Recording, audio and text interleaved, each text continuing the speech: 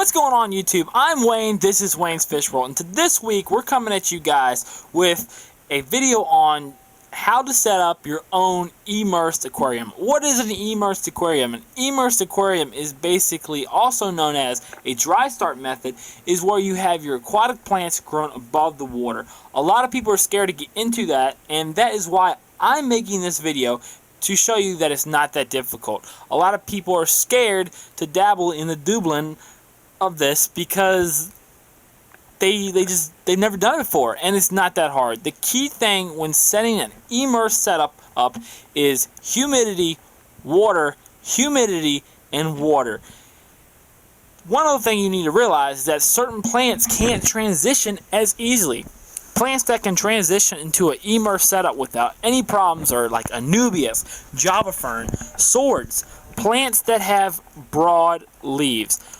Broadleaf stem plants can also transition as well, like certain Lowigias, Limnophilus, carpeting plants such as what I'm showing you in this video, Starugin repens.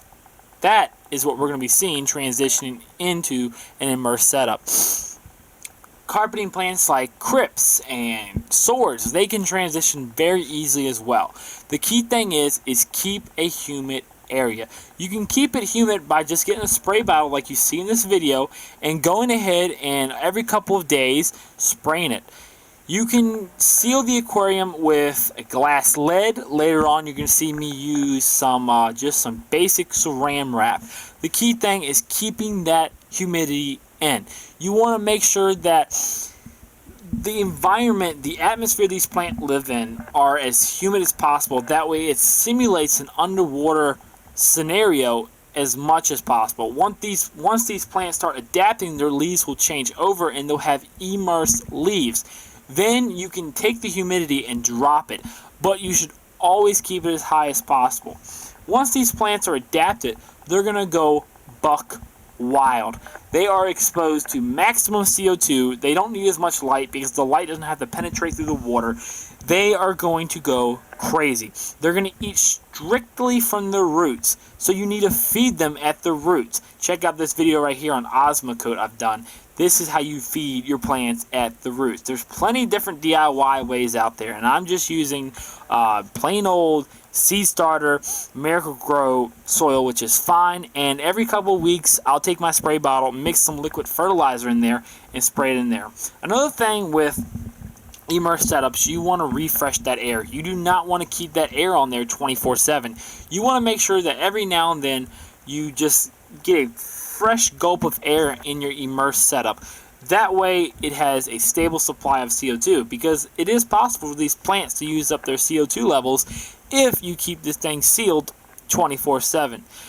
It's not that hard, guys. Immersed setups are going to go extremely quick for you. A lot of people like setting up an immersed setup and then adding their water. That way they don't have to worry about algae. That way they don't have to worry about pests or snails or anything like that.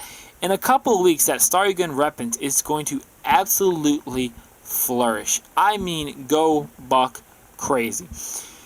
The key thing is just keeping it humid as hell. I'm serious, like a sauna. You want to keep it like a sauna. A lot of people will add foggers in there. A lot of people add sprinkler systems. I'm not going to do that. But you know what? It's not going to hurt anything, and it's going to make the environment that much better for immersed setups.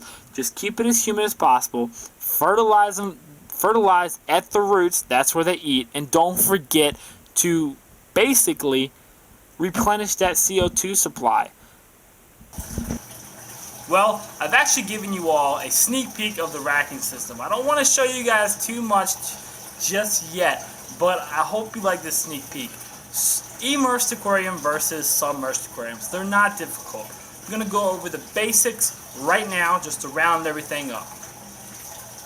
Certain plants cannot transition into immersed as easy or at all.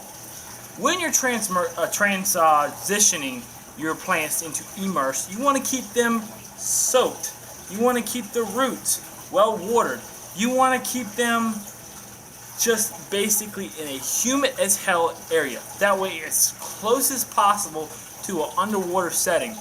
Then their leaves are going to transition into the immersed form. As their leaves transition, the humidity can drop, but it's always best to keep a high humidity. Keep it as high as you can. Going in a substrate bottom like this can backfire.